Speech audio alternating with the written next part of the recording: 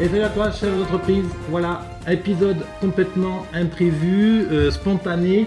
Je finissais d'enregistrer quelques épisodes aujourd'hui, et puis voilà que j'ai deux belles dames là, qui sortaient de la couveuse à PCE, parce qu'on est à Aix-en-Provence, à la couveuse PCE Conseil.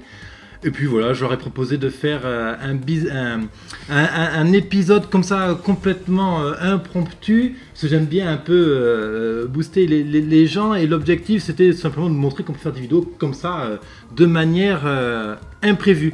Alors, Christiane, bonjour.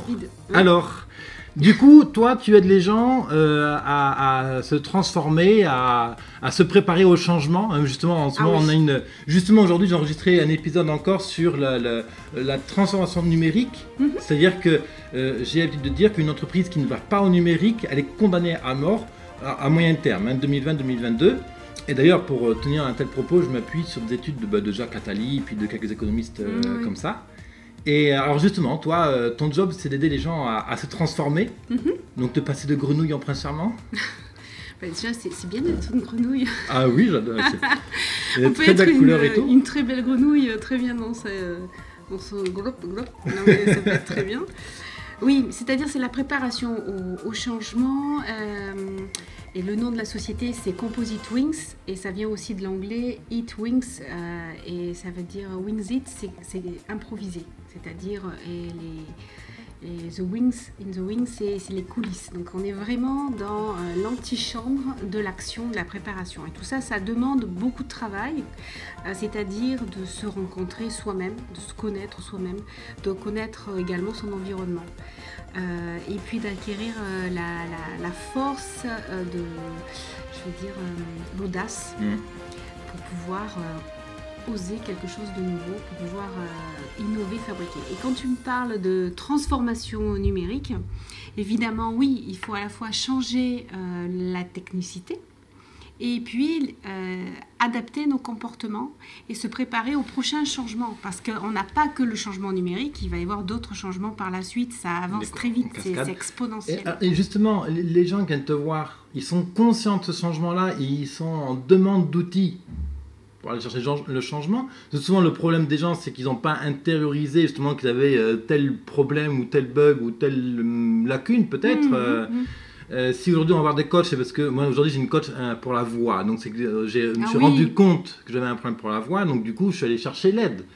Mais alors moi le problème que j'ai dans mes clients aujourd'hui, c'est que la plupart ne se rendent pas compte de l'urgence qu'il y a à aller chercher à créer une chaîne YouTube, à se créer juste une page sur internet, l'importance de l'outil internet. Comment donc toi tes clients ils sont déjà en demande, ou justement ton but c'est d'aller les éduquer au changement? Alors, ce qui se passe pour l'instant, c'est qu'il y a toujours un éclaireur dans l'entreprise. Pas forcément le boss. C'est souvent le boss, mais ça peut être des consultants également en interne. Ce sont des éclaireurs, des pionniers. Et ils ont repéré qu'il y avait une difficulté. Ils sont proches du pouvoir, du codir. Et ils disent, bon, là, il faudrait présenter quelque chose. Donc j'ai accompagné en direct et puis en back-office, ça dépend des fois, des séminaires d'alliance stratégique ou du management collaboratif pour 30, et là on se prépare avec Olivier pour une 50aine de personnes, sur justement ce changement, se travailler ensemble. Maintenant on va de plus en plus faire des organisations, structures matricielles, donc c'est-à-dire très complexes, c'est-à-dire que tu as le hiérarchique et du management transverse par filière. Et donc il y a des informations à partager avec énormément de relais d'informations, de décisions. Et on a cette folie de croire que grâce finalement au numérique et à la technique, on va savoir tout en même temps, de manière simultanée. Or, le numérique sans l'humain, ça ne se peut. Le numérique, il donne une réponse. On pose une question, il nous la retourne. Mais encore faut-il poser la bonne question. Il faut poser la bonne question, il faut fournir la bonne information et puis aussi s'offrir la liberté de faire évoluer l'outil. Comme je parlais tout à l'heure des réseaux, on parlait des neurones. Les connexions neuronales. Voilà, c'est la même chose dans une entreprise. Et donc, il faut travailler avec le système qui pilote et qui organise l'informatique dans l'entreprise. L'informatique, moi, je le vois comme ça dans mon métier.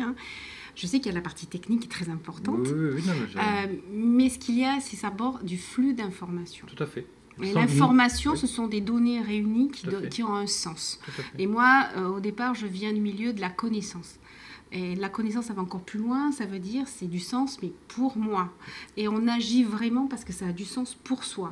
Et lorsqu'il y a cet accompagnement sur la coopération, sur les alliances stratégiques, sur le changement, c'est parce que ça a du sens pour les personnes. Voilà. Alors, c'est vrai que quand je reviens quand même, tu m'as posé la question, je fais le lien avec la grenouille tout à l'heure. Il y a un très petit livre, mais qui est formidable, qui raconte l'histoire de la grenouille. Soit il y a une petite grenouille qui est dans une bouteille, une marmite, et l'eau, au départ, est froide, tiède, petit à petit. Elle ne se rend pas compte, elle est toast, fait un petit peu chaud, et elle meurt peu cher. C'est vrai. Ou bien alors, elle est plongée directement dans l'eau bouillante et elle en ressort spontanément. Eh bien, là-dessus, c'est ça, c'est de s'appuyer et de travailler avec ces pionniers qui remarquent le moment où il va falloir à la grenouille de sortir et de s'échapper, et de créer un nouvel environnement. Ok. Alors demain, là, si justement, tu sais que donc là, on fait une interview complètement non préparée, spontanée pour le blog Mon Business à 200% sur biz200.fr. Il y a plus de 1800 chefs d'entreprise qui me suivent aujourd'hui, chaque mois. Et aujourd'hui, si tu voulais leur donner un conseil, une astuce ou un livre à lire, je ne sais pas, un truc qui peut les aider au niveau du changement. Allez, gageons qu'ils soient ouverts et que notre auditeur sait qu'il doit changer quelque chose mais qu'il ne sait pas comment s'y prendre, par exemple. Est-ce que tu as la première marche à lui proposer? C'est de créer une alliance. Comment dire, les alliances, je parlais d'alliances stratégiques, et tout à l'heure, quand tu m'as préparé, parce que c'est ça, c'est toujours se préparer pour bien agir à propos, et en même temps accueillir, ma foi, l'idée d'un coup. Oui. Alors je disais, c'est l'alliance avec son client, puisque j'interviens avec une plateforme spécialisée dans l'agilité et l'innovation. On est pluridisciplinaire, et on s'occupe beaucoup ça s'appelle Agilino, et s'occupe de préparer justement les entreprises à construire une offre qui est sans cesse renouvelée et qui correspond vraiment aux attentes de leurs clients. Donc, sans s'épuiser. Ma foi, l'idée, c'est de se ressourcer. Voilà, c'est pour éviter l'effet Kodak, en gros, ou l'effet Nokia, c'est-à-dire on est persuadé de son marché et puis on ne regarde plus.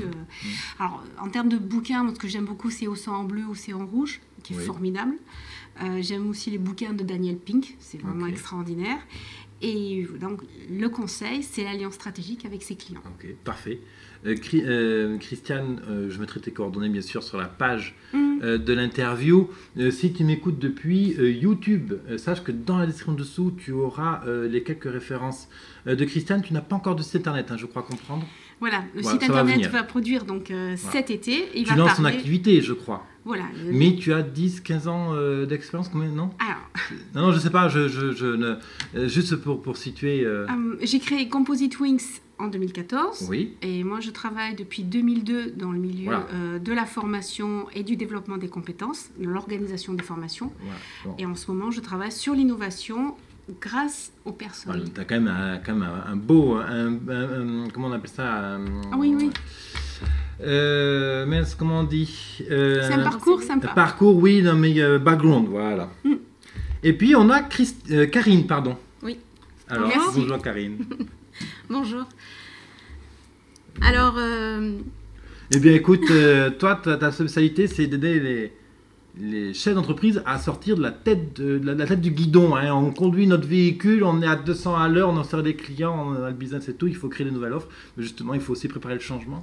Tout à fait. Et qu'est-ce qui se passe justement? Tout à fait. Ce qui se passe souvent quand on est pris par son entreprise, dans son entreprise, on se perd. On a tendance, par contre, à oublier parfois que l'entreprise, c'est nous. C'est nous qui la portons, c'est nous qui la développons, nous sommes l'image de notre entreprise. À partir du moment où nous perdons de vue, nous perdons de vue nos valeurs, nous perdons de vue qui nous sommes et nous n'arrivons plus à communiquer correctement avec l'autre.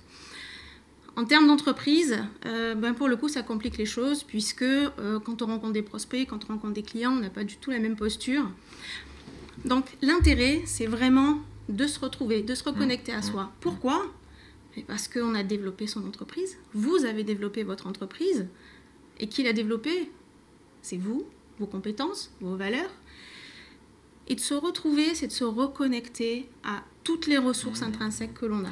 On dirait que c'est un peu vieux jeu comme notion, que c'est que ça ressemble un peu à de la comment on appelle ça, je me rappelle il y a 10 ans à peu près quand on parlait d'acupuncture, les gens pouvaient encore rire et compagnie. Tout à fait.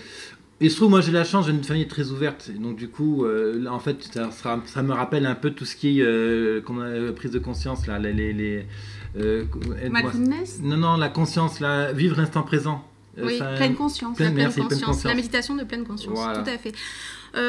Alors c'est quand même différent, parce que dans la méditation pleine conscience, le principe c'est de s'ouvrir et d'explorer, de découvrir ce qu'on porte à l'intérieur, et puis comment l'extérieur aussi vient nous impacter, et comment on impacte à l'extérieur. Mais il n'y a pas de direction, il n'y a pas d'objectif. Quand on travaille en hypnose ericksonienne, et c'est de cette façon que j'accompagne les personnes, à ce moment-là, il y a un objectif. Et cet objectif-là, on le garde en vue, et on voit comment, petit à petit, on l'atteint. Par exemple, un objectif typique? Un objectif typique, par exemple, j'ai accompagné un créateur d'entreprise qui ne savait plus vers quelle direction aller. Il avait plusieurs pistes et il était complètement perdu parce qu'il se retrouvait à devoir explorer une piste, une autre, et à se disperser. Et à se disperser. Donc le travail a été de faire des choix, mais en fonction de qui il est, de ses valeurs, de sa structure. Parce que c'est ça qui va porter le projet. Si on n'est plus en cohérence avec qui on est, le projet ne peut pas se perdurer. Je suis entièrement d'accord et je suis absolument heureux que tu en parles. On est vraiment sur de l'improvisation. Et je m'appuie, moi, pour conseiller mes clients sur un modèle en 4 temps. Et le premier temps, je suppose que tu connais Simon Sinek, qui pose la vidéo du why, le pourquoi. Et justement, le premier bloc, premier exercice, premier rendez-vous que je fais avec mes clients, c'est quelles sont tes valeurs, quel est ton rôle, sur comment tu te positionnes, ton engagement, voilà. Et le cap. Souvent, on donne cette idée de l'autoroute, où est-ce que tu veux être dans 2 ans, et puis entre deux, il y a un trou, donc il faut construire le viaduc de Millau pour y aller, quoi. C'est ça. Ou sinon, l'autre exemple local, c'est la mouette. La mouette est sur le toit, tu veux aller voir le ciel avec elle là-haut, et comment on fait pour grimper, quoi? Eh bien, comment on fait pour grimper? Eh bien, il y a toujours eu dans notre vie des expériences où on a grimpé, où on est allé de l'avant. Alors, on ne sait pas toujours vraiment comment on a fait, on a une petite idée, mais il y a tout ce qu'on a appris, toutes nos expériences de vie, qui nous ont apporté tellement de choses qu'on a zappé, dont on n'a pas conscience. Et pourtant, ce sont des ressources, des apprentissages qu'on a fait, et qui sont toujours disponibles. Il suffit parfois juste de les réactiver, de les remettre à disposition. Et à ce moment-là, le pont, il se construit tout seul. En fait. Et j'ai envie de te demander, justement, quand on est dans le truc, dans l'action, on ne se rend pas compte qu'on va se cracher, justement. Tout à fait. Excuse-moi, pour reprendre l'image encore de la grenouille. Oui, alors, mais c'est exactement celle-là. Si tu devais donner un conseil pour aider le type à finalement lever un tout petit peu la tête, ou qu'est-ce que tu pourrais lui dire? Alors, il y a un petit exercice que je fais faire très régulièrement aux personnes qui viennent me voir, parce qu'il est très simple, il prend quelques instants, il prend même quelques secondes parfois. Ça s'appelle la méditation du stop. Alors c'est vrai qu'on a l'habitude de dire une méditation, ça dure longtemps, c'est 20 minutes, c'est 1 heure. Eh bien non, pas forcément. Ça peut être un simple stop. C'est-à-dire que ici et maintenant, à n'importe quel moment de la journée, je m'arrête. J'arrête toute activité sur mon geste. Le geste que je suis en train de faire, je le stoppe, je m'arrête, je ferme les yeux, je rentre un petit peu à l'intérieur de moi et j'observe. Qu'est-ce qui se passe? Comment est-ce que je me sens? Si je me sens la tête dans le guidon, si je me sens stressée, si je me sens tendue, je respire un petit peu et j'observe, je regarde ce qui se passe. Et ça suffit. Et sentir l'air circuler. Quelques instants. Oui. Ça, sentir l'air circuler, sentir quelle est notre posture. Est-ce qu'on est figé? Est-ce qu'on est tendu? Ou est-ce qu'on est relaxé? Et quelques secondes suffisent. Et quand on sent qu'il y a eu quelque chose qui a changé, très légèrement, on peut redémarrer et on reprend notre activité. Bien sûr, il faut faire 2 ou 3 fois pour vraiment rentrer dans l'exercice. Alors, évidemment, plus on pratique, plus c'est facile. Après, comme je vous disais, quelques secondes suffisent. Il suffit de les répéter dans la journée et c'est cette régularité-là qui va apporter du bénéfice, qui va faire que, voilà, on va avoir des petites prises de conscience, on va commencer à prendre un petit peu de recul, on va se positionner différemment. Voilà. Ce sont des choses parfois très très simples, ce sont les choses les plus simples qui amènent les plus grands changements. Tout à fait, simplifier au maximum. Mais c'est super là, tout ça là. Et justement, pareil, je mettrai tes références en dessous de la vidéo de YouTube. Alors, juste avant de revenir, peut-être que tu as une référence à citer ou un bouquin ou une première action. Donc là, tu nous as donné ce formidable exercice, demande de faire cette pause. Mais c'est vrai, on n'y pense pas, ça peut pas. On sourit, mais. Ah non, mais c'est capital, hein, c'est le détour. Ok, alors le détour, c'est un nom psychologique, c'est quoi? C'est le détour, ça fait partie de la pédagogie du détour, la psychologie du détour. Je ne connaissais pas. C'est aussi une méthode de créativité et c'est une méthode également pour supporter, je veux dire, ce que tu peux vivre. Tu détournes ton attention. C'est génial. C'est vrai qu'aujourd'hui, on a le téléphone qui sonne toutes les heures, machin, l'ordi qui nous fait chier, et puis en plus, il faut aller changer, et puis en plus, il faut installer le putain de RP là qui va nous planter. Ok, parfait. Un mot de la fin ou c'est bon? Eh bien voilà, c'est accueillir le moment, puisqu'on parlait de pleine conscience, c'est là, et ce que tu nous offres, c'est très beau, très joli. Oui, merci à beaucoup. Toi, David. Avec plaisir. Et moi, puis, comment dire, voilà, c'est l'idée de partager ce temps-là, c'est regarder autour de vous. Accueillir ce qui vient et puis se dire et qu'est-ce que ça a à voir finalement avec ma situation et de quelle manière finalement ça peut être une solution avec ce stop. Oui, avec ce stop. Et tu nous as fait stop. Voilà, et on s'est arrêté et on est voilà. Moi je suis très heureuse que tu nous aies stoppé dans notre départ. Pas besoin c'est normal en fait. Moi mon but c'est que dans un mois vous me dites ça y est, j'ai ouvert ma chaîne YouTube, on publie tous les jours dessus.